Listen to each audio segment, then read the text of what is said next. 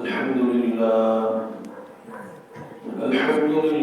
نحمده ونستعينه ونستغفره ونؤمن به ونتوكل عليه ونعوذ بالله من شرور أنفسنا ومن سيئات أعمالنا ونعوذ بالله من شرور أنفسنا ومن سيئات أعمالنا من يهده الله فلا مضل له ومن يضلله فلا هادي له ونشهد أن لا إله إلا الله وحده لا شريك له ولا نذير له ولا وزير له ونشهد أن سيدنا ومولانا محمدا عبده ورسوله أما بعد فأعوذ بالله من الشيطان الرجيم بسم الله الرحمن الرحيم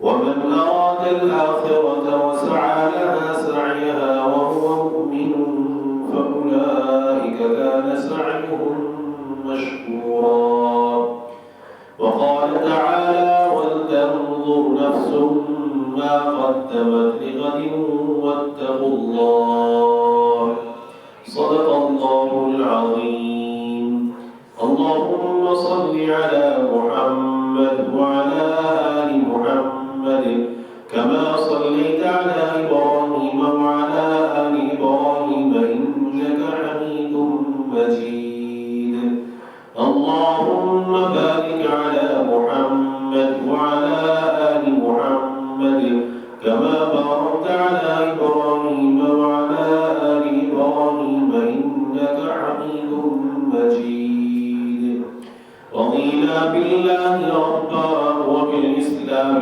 دينا وبمحمد صلى الله عليه وسلم نبيا ورسولا قابل التكريم بزرگان محترم معزز باشعور ایمانی بھائیوں اور عزیز نوجوانوں، تمام تعریفیں اس اللہ وحدہ لا شریک لہ کے لیے خاص ہیں جس اللہ نے ہم سب کو انسانی شکل عطا کی، ایمان کی عظیم دولت سے نوازا، وہ امام الانبیاء جناب محمد عربی صلی اللہ علیہ وسلم کی امت میں پیدا فرمایا، اور قرآن کریم جیسی عظیم کتاب کے ذریعے سے اللہ نے ہماری رہبری اور رہنمائی فرمائی۔ تمام تعریفیں اسی اللہ کے لیے خاص ہیں، اور بے پناہ تعریف اس اللہ کی کہ جس اللہ نے ہم سب کو اپنے پاک گھر میں ایک مبارک نسبت پر ہم سب کو جمع فرمایا۔ اللہ کا گھر ہے اور ایک مبارک نسبت ہے۔ مبارک نسبت کیا ہے؟ اللہ کرے کہ ہم سب نیتوں کو صحیح کرنے والے ہوں، تو میری نیت یہ ہے کہ اللہ میری زبان سے کچھ ایسی باتیں نکلوا دے جو ہم سب کے لیے نافع ہو، اور آپ اسی نیت سے آئے ہیں کہ اللہ پاک اس کہنے والے اس کی زبان پر جو ہم سب کی طرح محتاج ہے، اللہ اس کی زبان سے کوئی ایسی بات جاری کروا دے کہ جو ہم سب کے لیے نافع ہو، اور ہم سب اس پہ مل کے عمل کر لیں، اور کوئی عمل اللہ کے یہاں قبول ہو جائے تو اس کے لیے اس کی وجہ سے ہماری نجات کا ذریعہ بنے۔ اس لیے ہمیشہ کی طرح پہلی دعوت تو پہلی بات یہیں پر یہی شروعات کرتے ہیں، اپنی نیتوں کا محاسبہ کر لیں۔ ہم سب اپنی نیتوں کو ٹٹول لیں، اپنی نیتوں کو دیکھ لیں، بشمول میرے اگر میری نیت کہنے کے لیے آپ ہوا یا اپنی عزت کروانے کے لیے یہاں کچھ کہنے کے لیے آیا ہوں تو مجھ سے بڑا بدنصیب اس زمین پر کوئی نہیں، اور اللہ کے یہاں میری حیثیت، ویسے بھی اللہ کے ہماری حیثیت کیا ہے؟ کچھ بھی نہیں، لیکن اگر نیت خراب ہو تو اللہ کے یہاں ہمارے سارے اعمال غلطی کی ٹوکری میں۔ اور اگر آپ میں سے کسی کی نیت خراب ہے، آپ میں سے کسی کی نیت خراب کیسے ہو سکتی ہے کہ بھائی نکتہ چینی کرنے کی نیت سے بیٹھے ہیں کہ دیکھتے ہیں کوئی اگر کمزور بات ملے گی تو اس کے لیے ذرا بعد میں تبصرے کریں گے، نقد کریں گے، کسی تو بولنا ہی نہیں آتا، ایسی ویسی باتیں. اگر کسی کے دل میں اس طرح کی نیت ہے تو پھر لغو ہے بیٹھنا، بیکار ہے بیٹھنا. اور یہاں پر بیٹھنا بڑا حسین تو لگتا ہے، یہاں پر بیٹھ کر کے سامنے لوگ بیٹھے ہوں اور یہ منظر ہو تو لگتا تو بہت حسین ہے، لیکن اللہ جانتا ہے کہ یہ منظر بڑا خطرناک ہے، بہت خطرناک ہے. کہیں ایسا نہ ہو أَتَأْمُرُونَ النَّاسَ بِالْبِرِّ وَتَنْسَوْنَ أَنفُسَكُمْ کہ تم لوگوں کو نیکی کا کام، نیکی کا حکم تو کرتے ہو لیکن خود اپنے آپ کو بھول جاتے ہو. اللہ کرے کہ ہم میں سے کوئی بھی ایسا نہ ہو. بخاری کی ایک روایت ہے، اس کو سنا کر کے پھر اپنے موضوع کی طرف آتا ہوں. یہ منصب کی طرح خطرناک ہے. بہت ساروں کو نا اللہ معاف کرے چسکا ہوتا ہے کہ مجھے ممبر ملے، مجھے کرسی ملے اور پھر میں لوگوں کے درمیان گفتگو کروں، پھر لوگ میری مثالیں پیش کریں.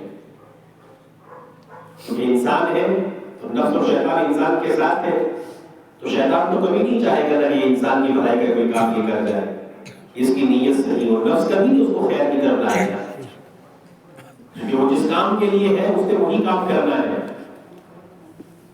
تو بخاری کی وہ روایت جو میں آپ کو سنانے جا رہا ہوں، اس میں ممبر پر بیٹھ کر کے تقاریر کرنے والے، واعظ و خطابت کرنے والوں کے لیے بہت بڑا سبق بھی ہے، پیغام بھی ہے، وعید بھی ہے. کہ اللہ کے نبی صلی اللہ علیہ وسلم کی اس حدیث کا خلاصہ رکھ رہا ہوں، تفصیل سے حدیث بیان کرنا مقصود نہیں اس وقت. کہ اللہ کے نبی صلی اللہ علیہ وسلم نے ایسے لوگوں کے بارے میں کہ جو واعظ اور خطیب تھے میری امت کے، ان کے بارے میں فرمایا کہ ان کی مثال اس گدھے کی سی ہے کہ جو چکی کے ارد گرد گھومتا ہے. پہلے زمانے میں چکیاں ہوتی تھیں تو گدھا اس کو چلایا کرتا تھا تو وہ اس سے چکی کا جو کام وہ لیا جایا کرتا تھا. تو فرمایا بس وہ اس چکی کی طرح اس کے ارد گرد جو گدھا گھومتا ہے، بہت سارے واعظین اور خطباء کی مثال اس گدھے کی سی مانی ہے. ایک تو مثال کتنی عجیب ہے، اور پھر اس کا جو اگلے والا جملہ ہے وہ انتہائی خطرناک ہے، ڈرانے والا ہے، کہ جس میں اللہ کے نبی صلی اللہ علیہ وسلم نے فرمایا یہ واعظ اور بے عمل خطیب، صرف زبان کی حد تک بات کرنے والا، زندگی میں کوئی عمل نہیں.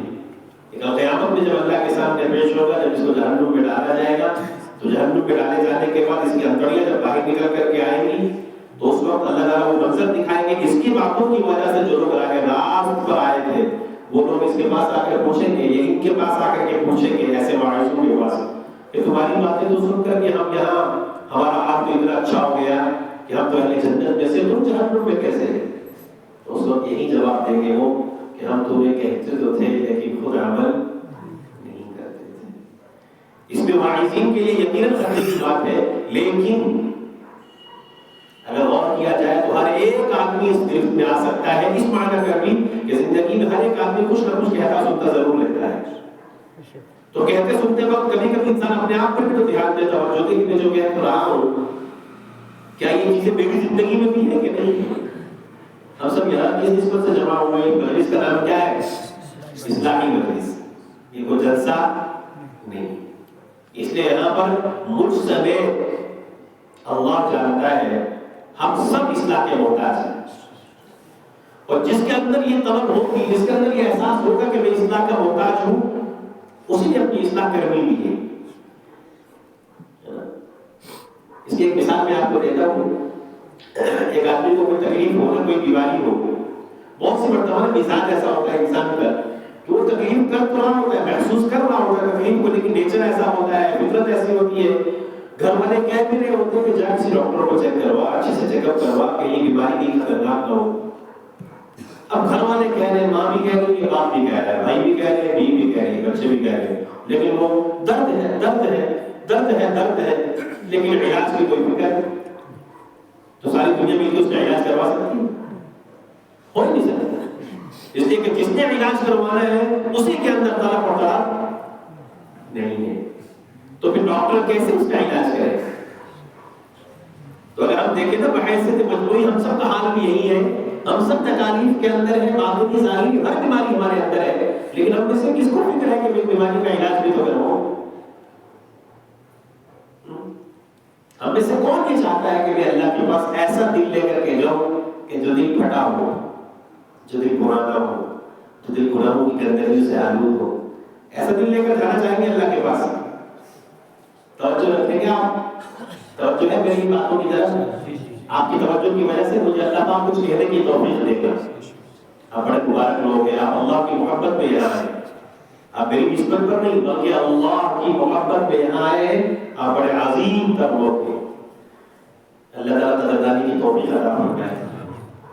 تو ہم میں سے ہر ایک ہی چاہتا ہے نا کہ میں اللہ کے پاس اس حال میں جاؤں کہ میرا قلب سلیم ہو، چاہتے ہیں کہ نہیں چاہتے؟ چاہتے ہیں اللہ کے پاس اس حال میں پہنچوں کہ جب میں اللہ کے پاس پہنچوں تو قرآن کریم میں جو ایمان والوں سے خطاب ہے نا، یا ایھا النفس المطمئنہ ارجعی الی ربک راضیۃ مرضیہ فادخلی فی عبادی وادخلی جنتی۔ اے اطمینان والی روح، اب اطمینان والی روح کون سی روح ہے؟ جو دنیا میں منمانی کرے، جو دنیا میں عیاشیاں کرے، جو دنیا میں انجوائے کے نام پہ حرام کاری کرے، اس کو قرآن نے اطمینان والی روح کہا ہے؟ نہیں، اطمینان والی روح پتہ کسے کہتے ہیں؟ اطمینان والی روح وہ روح ہے کہ سر سے لے کر کے جسم کے ہر عضو پر، سر سے لے کر کے پاؤں کے ناخن تک کسی کو بھی دیکھنے والے کو یہ احساس ہو، بلکہ اس کا بدن خود اس کی گواہی دے کہ ظاہر اور باطن کے اعتبار سے یہ وہ آدمی ہے کہ جو سراپا سنت اور شریعت کا پابند ہے، اس کا ضمیر منہ سے کہے، گواہی دے کہ وہ اس راہ پر ہے جو کتاب و سنت والی راہ ہے۔ تو ایسا آدمی جب دنیا سے مر کر کے اللہ کے پاس جائے گا تو یہ اطمینان والی روح ہے۔ تو بشمول میں اپنے آپ کو پوچھوں، کیا میں نے اس کے لیے کچھ محنت کی ہے؟ کیا کچھ محنت کرنے کی کوشش کرتا ہوں؟ یہ قلبیہ ہے کہ نہیں؟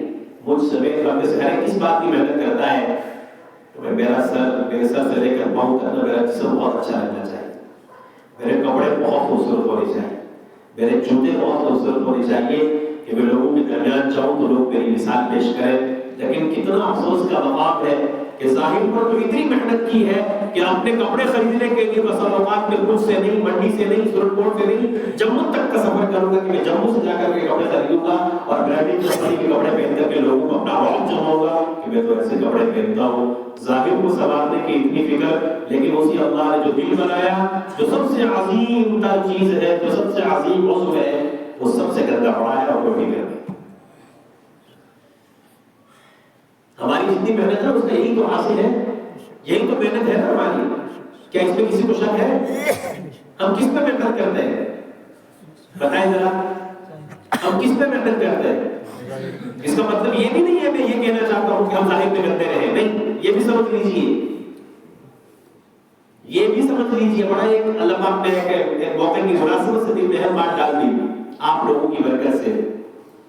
ظاہر کا اچھا ہونا بھی شریعت میں مطلوب ہے، ظاہر میں ہونا بھی، ظاہر کو اچھا رکھنا بھی شریعت میں مطلوب ہے، یہ مستحسن ہے، پسندیدہ ہے کہ اگر اللہ نے آپ کو وسعت دی ہے یا وسعت اگر کم بھی دی ہے تب بھی کم سے کم درجے میں اتنا تو ہے کہ انسان صاف تو ہے، اتنا ہر ایک انسان کر سکتا ہے۔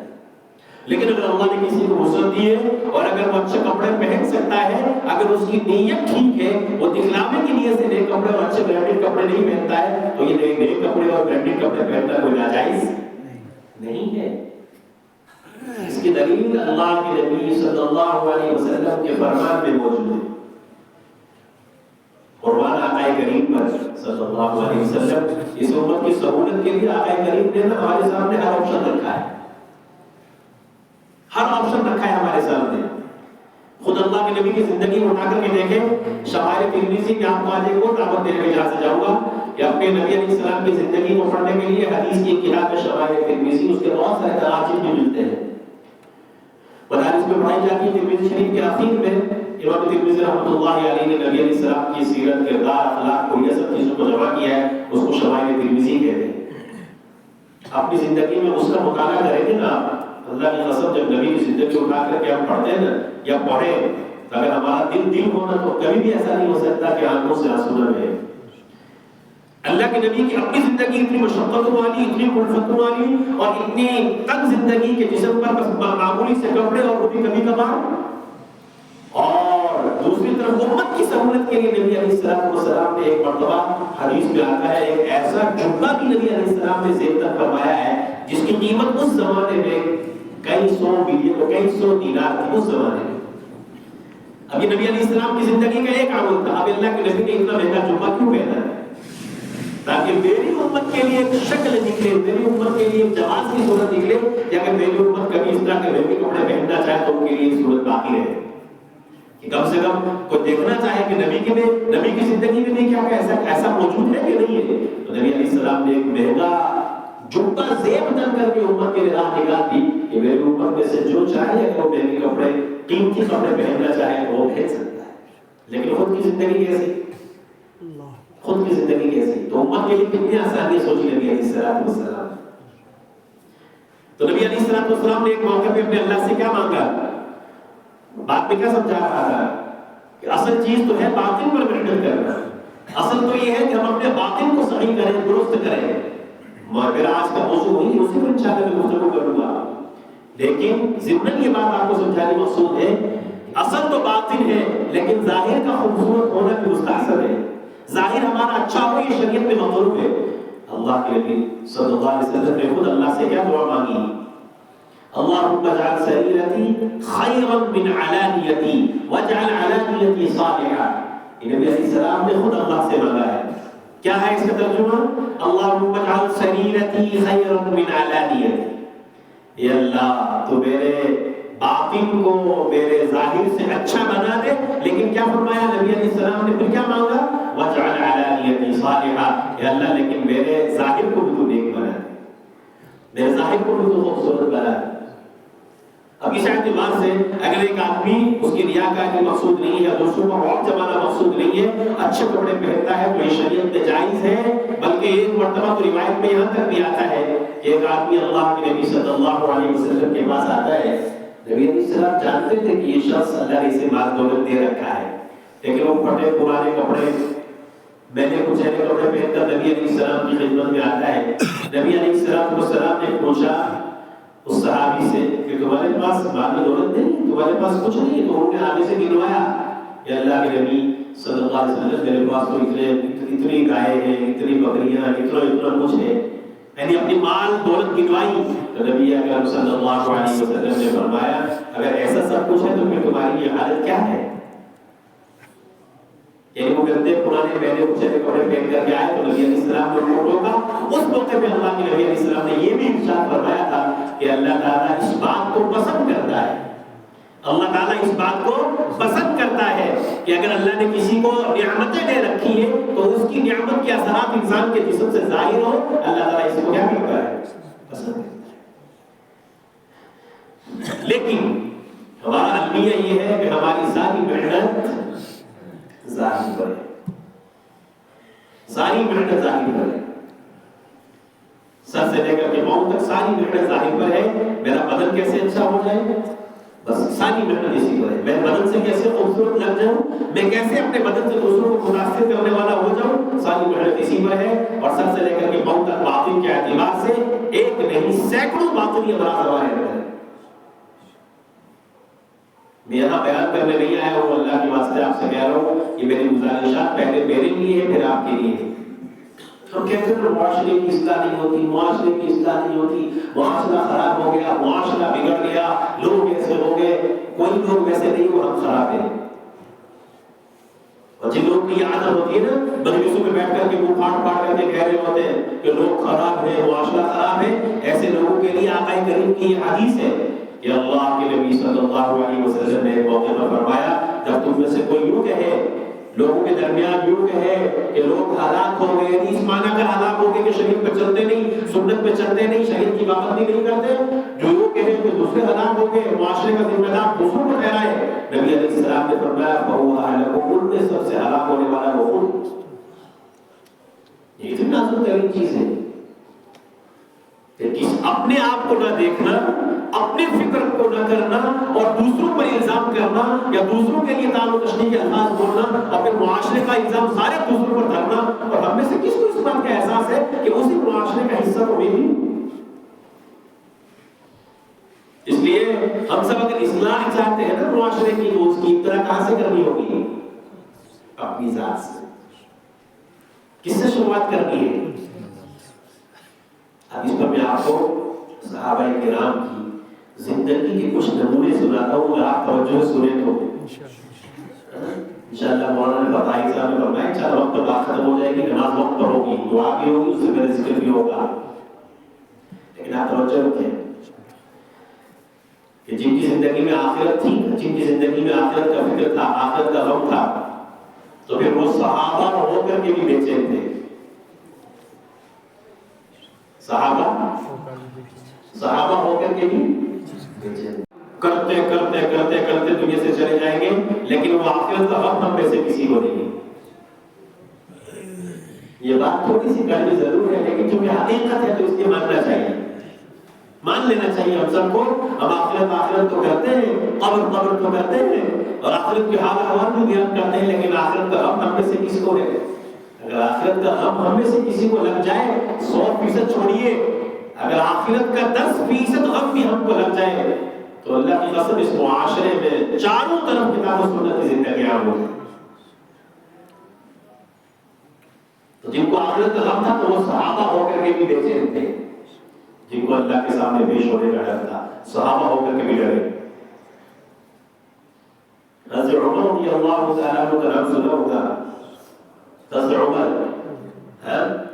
اللہ اکبر، خلیفہ ثانی، اور وہ صحابی جن کے بارے میں آقا کریم نے فرمایا میرے بعد کوئی نبی ہوتا تو میرے بعد کوئی نبی ہوتے تو کون ہوتا؟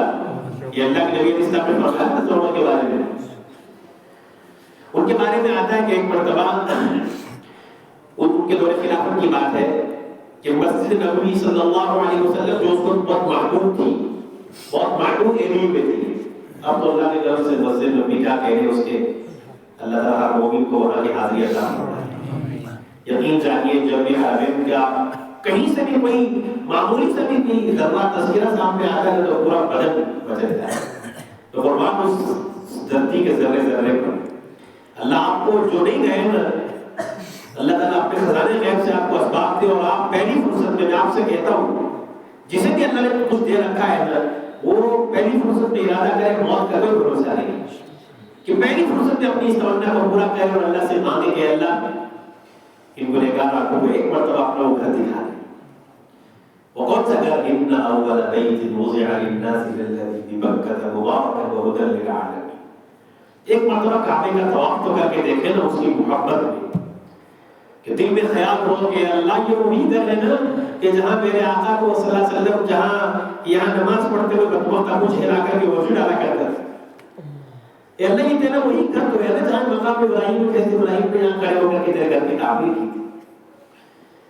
اللہ یہاں وہی گھر تو ہے نا، یہ وہی جگہ تو ہے نا جہاں تیرے گھر کا دروازہ ہے. اور ہمارے آقا نے ہم سے کہا ہے کہ جو یہاں آ کر کے اپنے گال لگا کر یہاں چمٹ کر کے دعا مانگے اللہ اس کی دعا کو قبول کر لیتا ہے.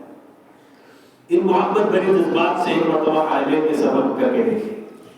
اور پھر مدینہ منورہ میں وہاں تو قدم قدم پر عشق ہے. اللہ تعالیٰ ہر مومن کو حرمین کی حاضری عطا فرمائے. آپ کے شوق کے لیے ایک حدیث بھی سنا دیتا ہوں. نبی علیہ الصلوۃ والسلام نے فرمایا من زار قبری وجبت له شفاعتی، جس نے میری مرنے کے بعد، میری دنیا سے جانے کے بعد میری قبر کی زیارت کی، اس کے لیے میری شفاعت واجب ہے. ہمیں امید ہے کہ ہمارے نبی ہماری شفاعت کریں گے. لیکن اگر ان گنہگار آنکھوں سے مرنے سے پہلے اگر حرمین کی حاضری اور پھر خاص کر روضہ رسول کے سامنے کھڑے ہو کر آقا کریم پر سلام پڑھنے کا موقع مل جائے کہ آقا کا یہ امتی نادم اور شرمندہ ہو کر کے اپنے آقا کے سامنے کھڑا ہو، زندگی ساری کے گناہوں کا بوجھ سر پہ لے کے کھڑا ہو، اے اللہ آپ کے نبی کے در پہ کھڑا ہو. یہ وہی در تو ہے نا جہاں جبرائیل امین جھک کر کے آیا ہے. اے اللہ یہاں سے مجھے رسوا مت کرنا، اے اللہ یہاں بھی رسوا مت کرنا اور آخر میں بھی رسوا مت کرنا. ان جذبات کے ساتھ کوشش کیجیے زندگی میں. اللہ پاک اسباب اگر کم ہے تو فکر مت کیجیے گا. میں آپ کو سچی بات یہ بھی بتا دوں کہ بڑے بڑے اسباب اور وسائل والے ہیں، ساری دنیا دیکھ لی لیکن حرمین نہیں دیکھا. ایسے دنیا میں آپ کو ملیں گے لوگ کہ دنیا کے اکثر ممالک دیکھ لیے، بڑے بڑے ملکوں میں سیر و تفریح کرنے کے لیے سے کہاں نہیں پہنچے. اپنے پورے خاندان کے ساتھ اگر نہیں پہنچے تو حرمین نہیں پہنچے. کیونکہ وہاں معاملہ اللہ کی محبت اور نبی کے عشق کا ہے. جب تک وہ طلب اور طلب پیدا نہ ہو تو وہ طلب ہوتا ہی نہیں. حالانکہ مہنگے سے مہنگے گروپ والے بھی اگر بہتر سے بہتر سہولیات میں دے کر کے جائے تو 1.5-2 لاکھ روپے، آج 1.5-2 لاکھ روپے تو لوگ ہم باتھ روم والی چھوٹے موٹے چیزوں میں لگا دیا کرتے ہیں لوگ. بعض لوگوں کے گھر کے باتھ روم بھی 3-4 لاکھ کے بنتے ہیں.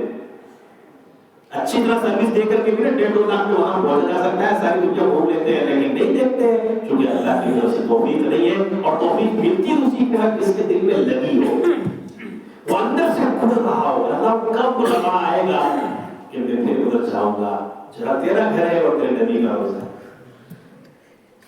تو بہرحال مسجد نبی بچت بات ہے. آپ کے شوق کے لیے میں نے کہہ دی، شوق پیدا کیجیے اپنے. میں نہیں کہتا ہوں کہ آپ کے اندر شوق نہیں ہوگا، ایسا نہیں. شوق کی انتہا کر دیجیے اللہ کے ساتھ. اور تنہائیوں میں دعا میں اس بات دعا کو شامل کر لیجیے، اے اللہ میں جب تک زندہ ہوں گا، مجھے نہیں پتا کہ میں کب تک زندہ ہوں، کہ اللہ میں چاہتا ہوں کہ میں سے تیرا گھر دیکھوں. تنہائی کی دعا ویسی اللہ کو بہت پسند ہے اور یہ قبول ہونے کے زیادہ قریب بھی ہوگی. ان کی قبول ہونے کے زیادہ امکانات ہوتے ہیں. اس لیے اس دعا کو اپنی دعاؤں کو شامل کیجیے.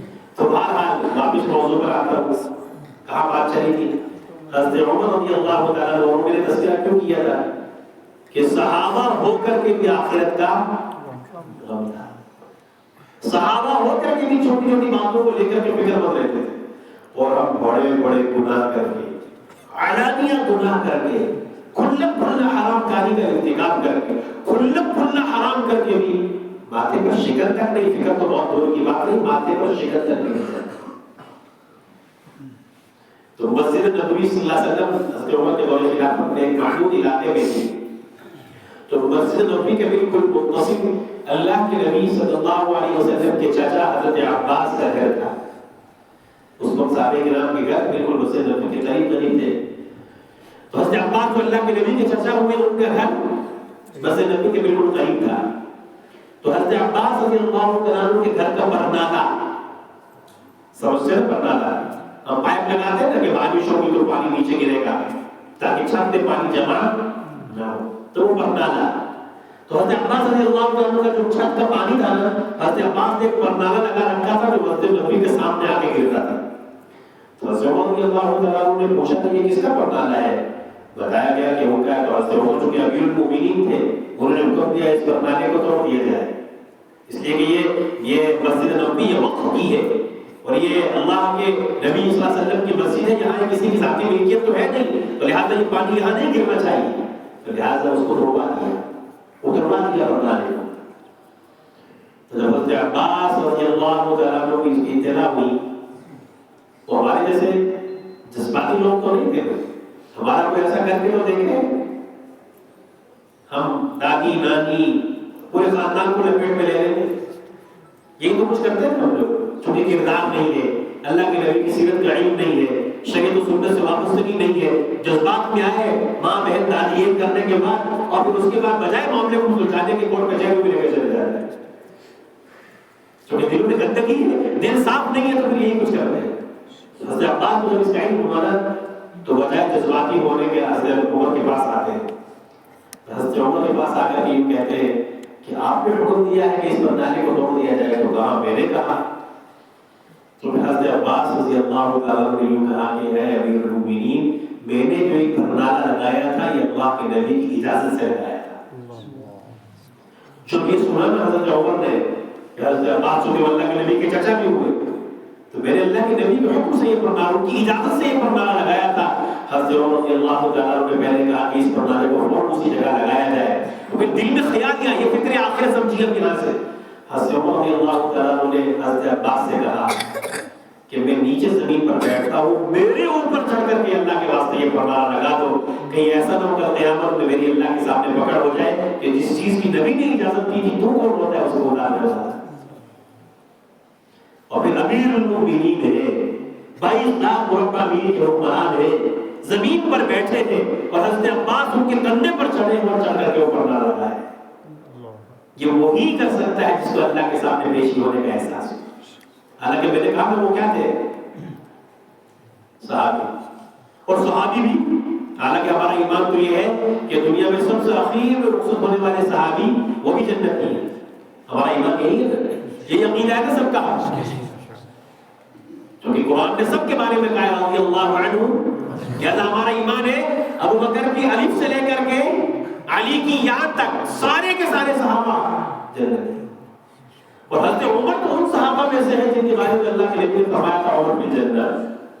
حضرت عمر تو ان صحابہ میں سے کہ اللہ کے نبی علیہ السلام نے ایک مرتبہ صبح خواب بیان کیا کہ میں نے آج رات کو خواب دیکھا کہ میں جنت کی سیر کر رہا ہوں. ایک خوبصورت سفید محل، چاندی کی طرح چمکتا ہوا محل میں نے دیکھا. تو میں نے سوچا کہ یہ میرا محل ہونا چاہیے. میں آگے اندر جانے لگا تو فرشتوں نے روک دیا اور پھر یوں کہا کہ اے اللہ کے نبی یہ آپ کا نہیں، آپ کے ساتھی عمر کا محل ہے. اتنے عظیم المرتبہ صحابی ہے لیکن آخرت کا خوف دیکھیے، آخرت کا ڈر دیکھیے. حضرت عباس سے یوں کہتے ہیں کہ میں نیچے بیٹھتا ہوں، میرے کندھے پر چڑھ کر کے اس پردانے کو لگائیے تاکہ جو میں نے اس کو اتروانے کا وقت دیا تھا اس کی طرح بھی ہو سکے. اور آج ہمارا حال اسی مثال پر آج سمجھیے. ہم لوگوں کی بڑی بڑی زمینیں مار دیتے ہیں. گھاس کٹائی کا سیزن آتا ہے، مسلمانوں کو لڑنے سے ہی فرصت نہیں ملتی، سارے تھانے بھرے پڑے جاتے ہیں مسلمانوں سے. میرا وہ گھاس اتنا لے گیا، وہ گھاس اتنا لے گیا، اس نے میرے ساتھ یہ کر دیا، اس نے یہ کر دیا میرے ساتھ. یہ سب کیوں ہوتا ہے؟ اس لیے کہ قرآن کی جو آیت ہے نا وَتَنْظُرْ نَفْسٌ مَا قَدَّمَتْ لِغَدٍ، ہر ایک آدمی کو چاہیے کہ وہ دیکھے اس نے آنے والے کل کے لیے کیا تیاری کر رکھی. اگر یہ احساس پیدا ہو کہ ابھی میری موت واقع ہو جائے تو میں کیا اللہ کے سامنے منہ لے کر کے جاؤں گا، کتنے لوگوں کے حقوق لے کر کے اللہ کے پاس جاؤں گا. اللہ سے کسی کی یاری تو کسی کی جو ہے نا خاندانی رشتے داری تو نہیں ہے نا اللہ کے کہ بھئی فلاں خاندان سے چلیے. ہاں کرم کس پر بھی ہو جائے اللہ کا اور اللہ قریب ہے. لیکن یہ چیزیں سوچنے والی ہے کہ ہماری زندگی کس نہج پر ہے، ہم چاہتے کیا ہے، زندگی گزار کیسے رہے.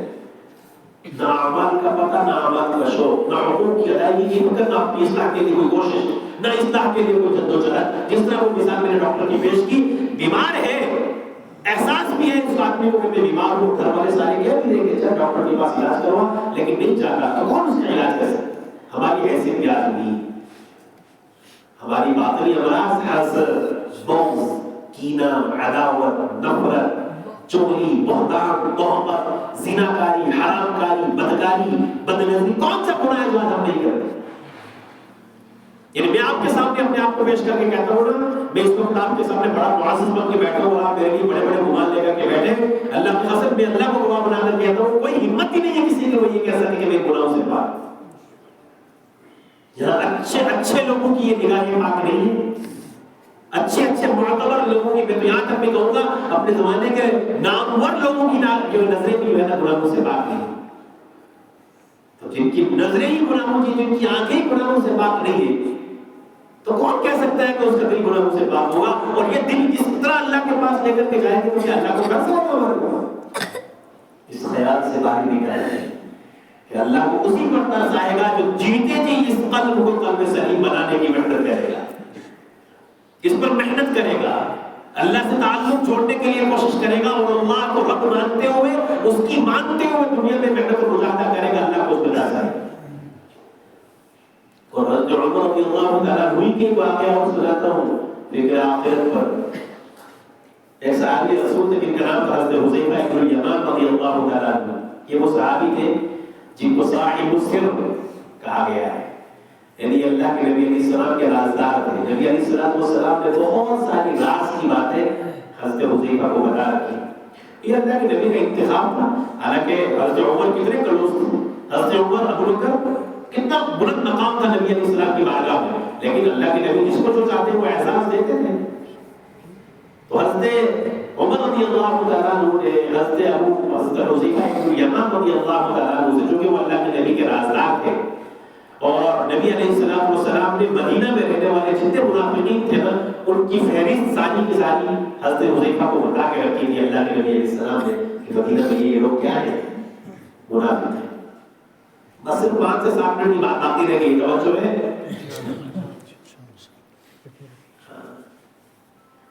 نبی علیہ السلام نے ان کو مدینہ میں رہنے والے منافقین کی فہرست دے رکھی تھی کہ مدینہ میں یہ لوگ کیا ہیں. اس لیے صحابہ دیکھا کرتے تھے کہ جس کے جنازے میں حضرت حذیفہ اگر شامل نہیں ہوتے تو صحابہ کوشش کرتے تھے کہ اس کے جنازے میں شامل نہ ہو، اس لیے کہ وہ جانتے تھے کہ یہ منافق باقی صحابہ کے علم میں نہیں تھا. اب سوچئے ذرا، فکر آخرت دیکھیے، آخرت کا غم دیکھیے، آخرت کا ڈر دیکھیے. حضرت عمر جیسا صحابی حضرت حذیفہ کے پاس جاتے اور جا کر یوں کہتے ہیں کہ حذیفہ میں تجھ سے تو یہ نہیں پوچھتا کہ اللہ کے نبی علیہ السلام نے جو تمہیں نام دے رکھے ہیں ان میں کون کون ہے، کہیں میرا نام تو نہیں ہے اس میں؟ آپ سوچیں ذرا، کہیں میرا نام تو اس میں نہیں، میرے نام کے ساتھ خالی صاحب لگا ہوا ہے، تو میں یہ سوچتا ہوں کہ اس کچھ کا سب سے بڑا معزز آدمی تو نہیں ہے، خالی قاری نام لگا ہے ساتھ، میرے نام کے ساتھ مفتی صاحب لگا ہے، میرے نام کے ساتھ تو فلاں علاقے کے استاد حدیث، مدرسے کے استاد حدیث، میں تو تبلیغ کا ذمہ دار، میں تو فلاں میرے ساتھ کتنا، اور وہاں صحابیت ہے، خلیفہ ثانی ہے، جنت کی بشارت اللہ کے نبی کی زبان سے سن چکے ہیں، اور قرآن پڑھتے ہوئے خود اس آیت کو پڑھتے رہے، رضی اللہ عنہ ورضوا عنہ والسابقون الاولون میں سے بھی کل وعد اللہ الحسنی بھی پڑھا ہے، لیکن اس کے باوجود کیا پوچھتے ہیں؟ تو حذیفہ کہیں میرا نام تو اس فہرست میں نہیں۔ حضرت ابو ہریرہ رضی اللہ تعالیٰ عنہ، ابو ہریرہ احادیث کی کتب میں علماء جانتے ہیں سب سے زیادہ جو جن صحابی سے احادیث پڑھی ہے وہ حضرت ابو ہریرہ رضی اللہ عنہ، ان کو تھے تو وہ صوفی سے، خالی علمی آدمی تھے، لیکن ایک مرتبہ ان کو بحرین کا گورنر بنا دیا گیا، بحرین کا گورنر بنا دیا گیا، آخرت کا خوف اور اپنے آپ کی کثرت نفسی عاجزی اتنی تھی کہ بحرین کا گورنر وہ سارے دفتری کام جتنی ذمہ داریاں تھیں وہ کرنے کے بعد برسر عام بازار میں پرانے پھٹے کپڑے پہن کر کے وزن ڈھویا کرتے تھے۔ بعد میں لوگوں نے پوچھا کہ آپ یہ کیوں کرتے ہیں؟ کہنے لگے میں اس لیے کرتا ہوں تاکہ میرا نفس مجھے کہیں اس ضعف میں مبتلا نہ کر دے کہ ابو ہریرہ تو گورنر ہے۔ یہ تھے وہ لوگ جن کے ہم نام لے رہے ہیں، جن کو ہم اپنا امام اور مقتدی مانتے ہیں، لیکن کیا جھلک ہے ہمارے اندر ان کی زندگی؟ ہم اندر سے کھوکھلے ہیں، سوائے گندگی کے ہمارے سینوں میں کچھ بھی نہیں۔ دنیا سب سے عظیم تر چیز جو ہمارے دل میں ہمارے جسم میں ہے، دل سب سے بگڑا ہوا ہمارا دل ہے۔ ساری محنت ظاہر پر اور دل پر کوئی محنت نہیں کی ہے، کبھی بیٹھ کر کے سوچا نہیں ہے کہ یہ دل بھی آخر اللہ کے سامنے جائے گا، یہ دل بھی اگر اس پر ظاہر پر محنت نہ ہوئی، اس پر محنت نہ ہوئی تو یہ دل اللہ کے پاس کیا منہ لے کر کے جاؤں گا؟ کہ جس دل میں حرام محبت، غیروں کی محبت، حسد، بغض، کینہ، ساری دنیا کی نفرتیں اسی کے اندر ہے، یہ لیکن اللہ کے پاس ضرورت ہے تو کیا منہ لے کر کے بیٹھوں گا؟ اس لیے میرے عزیزوں، میرے بزرگوں، میرے نوجوانوں، یہ زندگی بہت مختصر ہے، اللہ کی امانت ہے، مختصر ہے اور ہم میں سے کسی کو نہیں پتا کب کہاں زندگی کی، جیسا دکان پہ جاتے ہیں کبھی چائے پینے کے لیے، آٹو والے سے کہتے ہیں جلدی جلدی چائے پینا، فوراً 1 منٹ کے اندر مجھے چائے چاہیے، جلدی کرو، ہوتا ہے جیسے ہم جلدی میں ہو یا نہ ہو لیکن عادت ہوتی ہے جلدی جلدی چائے مجھے کھانے۔ تو یاد رکھنا چاہیے اس طرح ہم جلدی جلدی کر کے چائے پیتے اور منگواتے ہیں نا، تو یاد رکھنا چاہیے موت بھی اسی طرح جلدی سے آ جانے والی چیز۔ ہماری پلاننگ اور منصوبے، ہمارے عزائم اور ارادے، یہ سب دھرے کے دھرے رہ جائیں گے۔ جیسے ہمارے شکو بھائی، اللہ ان کی خبر کو دور سے بھر دے، جب ان کا حادثہ ہوا نا، انتقال ہوا اللہ کو پہرے ہوئے، اس سے پہلے تقریباً انتقال سے 2 ہفتے پہلے کی بات، میں جامعہ الطیبات سے پڑھا کر کے آ رہا تھا، تو راستے میں مجھے دکان کے پاس ملے اور مجھے اس وقت انہوں نے خوشخبری سنائی تھی کہ اس طرح عمر والدین کے ساتھ کریں گے، کیونکہ ان کو والدین نے بتایا تھا کہ ہم عمرے میں جائیں گے، خالد صاحب کو ساتھ لے جائیں گے، تو مجھے انہوں نے خوشخبری دی، اللہ ان کی خبر کو نور سے بھر دے۔ تو بعد میں والد صاحب کے سامنے انہوں نے اپنا اظہار کر دیا تھا کہ میں کیوں عمرے پر چلوں گا آپ کے ساتھ، لیکن انہوں نے بھی ارادہ نہیں بلکہ پختہ ارادہ تھا، پوری تیاری تھی۔ اور ایک دن میں گھر پہنچا عشاء کی نماز کے بعد، تو سب بچے بھی بیٹھے ہوئے تھے، ہماری بھابھی بھی، سب مجھے کہنے لگے ذرا مدینہ کے کچھ حالات سناؤ، گوشت صاحب کیسا رہا تھا سب۔ وہ ہم نے حالات سنائے، آنکھوں میں خوب آنسو آئے، لیکن کسے پتا تھا کہ میں اور والدین کو عمرے پر جائیں گے؟ یہ بھائی تو اتنی خوشی سے، اتنی چاہت سے مدینہ کے حالات سن رہا ہے اور پختہ ارادہ کر چکا ہے، لیکن اس کا نظام بھی کچھ وما تشاءون الا ان شاء اللہ رب العالمین، کہ تم بدون رب العالمین کی چاہے تو کچھ چاہ بھی نہیں سکتے۔ چاہت تھی مدینہ کی، اللہ نے پہنچا دیا، قبر میں کیا ہو میری وعدات تھی۔ یہ زندگی ہے، یہی تو حقیقت ہے۔ ایک دن ہم نے بھی اسی طرح قصہ و کہانی لگ جائے، اس لیے جو زندگی ہے اللہ کے واسطے سے نافرمانی میں نہ گزارے، اس امانت کو احتیاط کے ساتھ گزارے۔ جو اوامر کے کرنے کے کام ہے شریعت و سنت کے مطابق ان کو کرنے کا اہتمام کیجیے۔ یعنی مومن اگر ہو، ایک مثال دیتا ہوں، مومن ہے اور اس کی زندگی میں نماز نہیں ہے تو سمجھ سے باہر کی بات ہے۔ مطلب کتنی شقاوت شقاوت ہے، کتنی بدبختی ہے کہ تم مومن ہو اور پھر اپنے آپ کو مومن ہو اور تمہیں نماز کی توفیق نہ ہو۔ یعنی مومن کی شان ہی یہ نہیں ہے کہ مومن نماز نہ پڑھے، اور بے نمازی کے لیے سب سے بڑا خطرہ اس بات کا ہے، محدثین نے احادیث کی روشنی میں یہ بات لکھی ہے کہ بے نمازی کو سب سے زیادہ ڈر اس بات کا ہونا چاہیے کہ مرتے وقت کہیں اس کا ایمان سلب نہ کر لیا جائے۔ اس لیے جو کرنے کے کام ہے عوامی ان کو شوق سے کیجیے۔ یہاں کافی تعداد میں نوجوان بیٹھے ہیں، ان سے بھی بہت عاجزانہ گزارش کرتا ہوں، اس زندگی کو، اس جوانی کو بہت مختصر سی زندگی اللہ کی محبت میں، جدوجہد میں گزار دیجیے، تھوڑی سی مشقت کر لیجیے کہ جب اللہ کے سامنے آپ پہنچیں گے نا اس جوانی کو لے کر کے اللہ کے سامنے، پھر اللہ پاک آپ کو عرش کے سائے میں جگہ دے گا جس دن اس کے سائے کے علاوہ کوئی جگہ ہی نہیں ہوگی۔ اس لیے یہ حرام کاری، یہ بدکاری، یہ فوت ہے، حرام کاری کرنا، غلط باتیں کرنا، چیٹنگ کرنا، ویڈیو کالنگ ہو، یہ باتیں بھی اس لیے کہہ رہا ہوں کہ حقائق ہے، کوئی ڈکی چھپی بات نہیں ہے۔ اس لیے کوئی اگر ان گناہوں کے مربی سے اللہ کے واسطے جتنا جلدی ہو سکے ذرا اپنے آپ کو نکال لے۔ آخری بات کہہ کے بات ختم کر دیتا ہوں، ہمارا جو نفس اگر گناہوں کی طرف لے کر کے جاتا ہے نا، نفس کی مثال جو ہے، علامہ موسوی رحمۃ اللہ علیہ بہت بڑے علامہ حسن محدث بھی تھے، انہوں نے مثال لکھی ہے بہت بہترین کہ نفس کی مثال جو ہے نا دودھ پیتے بچے کی طرح ہے۔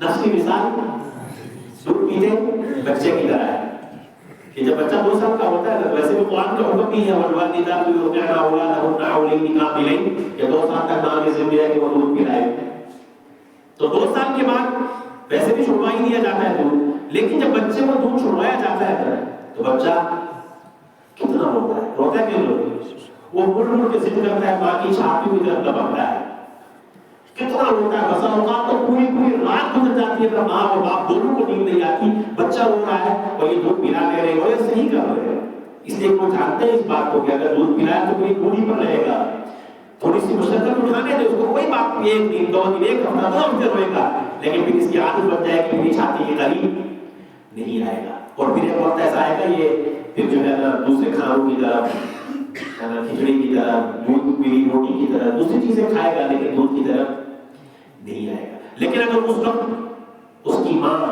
جب اس نے اس کو دودھ چھڑایا، اس میں ترس کھا لے، اس کے روتے بلکتے منہ کو دیکھ کر کے ماں ترس کھائے پھر چھاتی سے لگا لے، تو بتاؤ کبھی زندگی میں وہ دودھ چھوڑ سکے گا؟ وہ بڑا بھی ہو جائے گا کبھی وہ نہیں چھوڑ سکے گا۔ یہی مثال نفس کی بھی ہے، ہم نے اس کو گندگیوں کا عادی بنا کے رکھا ہے، حرام کاری کا عادی بنا کے رکھا ہے، پھر کہتے ہیں کہ اصلاح نہیں ہوتی، جب ہم نے اس کو دیا ہی وہ ہے جو وہ چاہتا ہے تو اصلاح کیسے ہوگی؟ ایک مرتبہ نفس کا اور گناہوں کا آپس میں اس کو دوری تو کر کے دیکھیے نا، نفس کو گناہوں کو دور کر کے دیکھیے ایک مرتبہ، اس میں بہت پیدا کیجیے، تھوڑی دیر وہ ابال آئے گا نفس کے اندر، تھوڑی دیر وہ پریشان کرے گا، تھوڑی دیر آپ کے اندر بے چینی آئے گی، لیکن ایک وقت ایسا آئے گا کہ وہ اس کے اندر وہ دھیرے دھیرے جس طرح بچہ چپ ہو جاتا ہے تو آپ کا نفس بھی کنٹرول میں ہو جائے گا، پھر آپ کو گناہوں کو حرام کاری کی طرف لے کر کے نہیں جائے۔ اور ہم یہ چاہتے ہیں کہ نہیں، نفس کو پلاتے بھی رہے، کھلاتے بھی رہے، اور جو نفس خواہش کرے اس کو پورا کرتے رہے، اس طرح کبھی بھی کسی کی اصلاح نہیں ہو سکتی، اس طرح کبھی بھی نفس ہمارا نفس مطمئنہ نہیں کر سکتا۔ اس لیے اپنے نفس کو سدھارنے کی کوشش کریں، مختصر سے زندگی کو اللہ کے احکامات پر گزارنے کی کوشش کریں، تاکہ جب ہماری موت آئے تو پیچھے دنیا والے بھلے روئے، ہمارا باپ چلا گیا، بیٹا چلا گیا، بھائی چلا گیا، وہ روئے، لیکن ہم جدھر جائیں تو ہم کم سے کم قبر میں جا کر کے نہ روئے۔ ہمارے لیے قبر آخرت میں جنت کا باغ بنے، اس کے لیے اسی دنیا میں محنت، تھوڑی مشقت، اللہ کو راضی کرنے کے لیے فکر، اپنی جوانی کو داغدار ہونے سے بچائیے، زبان کو ذکر کا عادی رکھیے، آنکھوں کو گناہوں سے بچائیے، کتاب و سنت والی زندگی اپنائیے، اپنے بچوں اور بیٹیوں کی، خاص طور سے بچوں کی تربیت کی خاص فکر کیجیے۔ ایسا نہ ہو کہ یہی اولاد کا قیامت میں اللہ کے سامنے ہمارا گریبان پکڑے اور ہم اللہ کے سامنے جواب دینے کی بھی لائق نہ ہو۔ یہ اصلاحی مجلس کے عنوان پہ ہم سب جمع تھے، تو میری اصلاح کا محتاج، آپ سب بھی اصلاح کے محتاج، اور کب تک ہم محتاج ہیں اپنی اصلاح کے؟